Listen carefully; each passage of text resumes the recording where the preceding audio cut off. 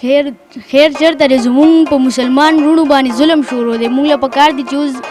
اواز اوچت کړو د ظالم خلاف نو یا چېرته تاڼه کې پروګرام یا چېرته د غم پروګرام وي داسې قسم له پروګرام کې نه یم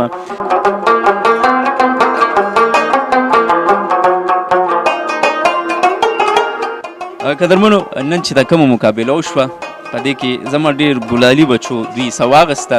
او د عطاالرحمن د ده هغه جذبه هغه تاسو په سټیج باندې ولیده عطاالرحمن کوم سکول نه بچیه ګورنمنټ هایر سیکنډري سکول ټوپي ضلع صوابي او دا دومره جذبه کې چې لګي خیر خو دی که خیر چېرته دی زمونږ په مسلمان وروڼو باندې ظلم شروع دی مونږ له پکار دی چې اوس اواز اوچت کړو د ظالم خلاف تا پهله پوزیشن واخیسته ډېر لاس در سره د چا دی په دې پهله پوزیشن کې سر جي زمونږ د سکول استادانو دی فضل ربي سر چې زه ځان سره دلته راوستم پریکټس یې راسره وکړو هغه یې زه ډېر شکرګزار یم مخکې له څه خیالي څه به جوړېږي انشاءالله ټیچر به جوړېږم چې زمونږ اوس د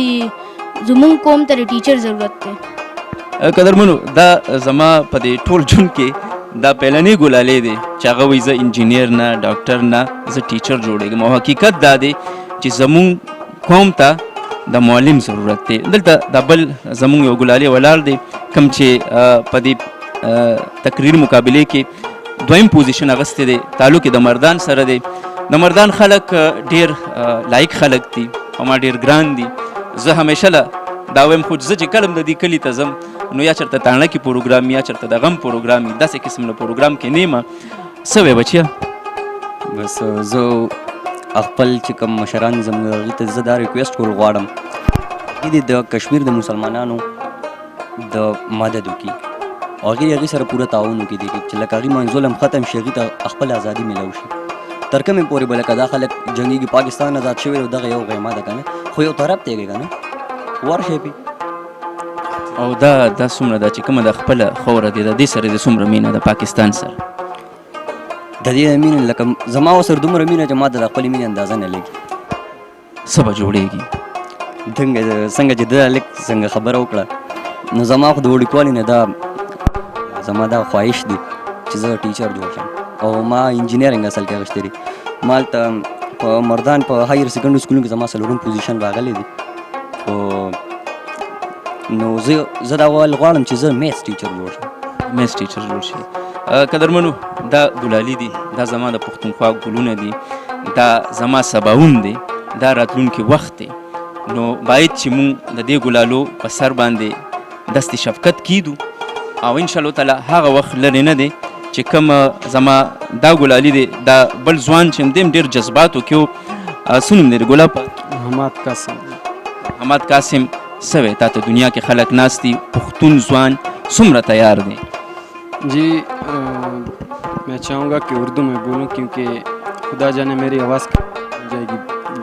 بلوچی اور پنجابی اور سندھی بھائیوں تک تو ان کو سمجھنے میں دقت نہ ہو اس لیے دیکھیے یہ بات کوئی ڈکی چپی نہیں ہے کہ کشمیر میں کیا ہو رہا ہے ہندوستان نے ظلم شروع کیا ہے جبر اور دہشت پھیلا رہے ہیں یہ بات کسی سے چھپی نہیں ہے باوجود اس کے کہ میڈیا کو وہاں بند کیا گیا ہے اور کرفیو جاری ہے لیکن ہمارے ملک کے چند مجاہد اور آپ کی طرح نوجوان یہ قربان دیتے ہیں اور وہاں سے ہمیں پیغام دیتے ہیں اور چونکہ ہم حضور صلی اللہ علیہ وسلم کا فرمان ہے کہ تمام مسلمان بھائی بھائی ہیں تو اگر ایک بھائی پہ ظلم ہو رہا ہو تو دوسرا بھائی بھلا کیسے خوش رہ سکتا ہے اور کیسے چپ رہ سکتا ہے یہ میں نہیں سمجھ سکتا کہ وہ خوش رہے میں کشمیر کو یکجہتی مطلب کشمیر سے یکجہتی کے لیے ایک شعر عرض کرتا ہوں کہ یاران جہاں کہتے ہیں کشمیر ہے جنت یاران جہاں کہتے ہیں کشمیر ہے جنت جنت کسی کافر کو ملی ہے نہ ملے گی انشاءاللہ نہ ملی ہے اور نہ ملے گی قدرمنو د دې ګلالو د دې تاسو خیالات او سوچ و فکر واورېدو نو انشاءالله تعالی مونږ به دې سره ولاړ یو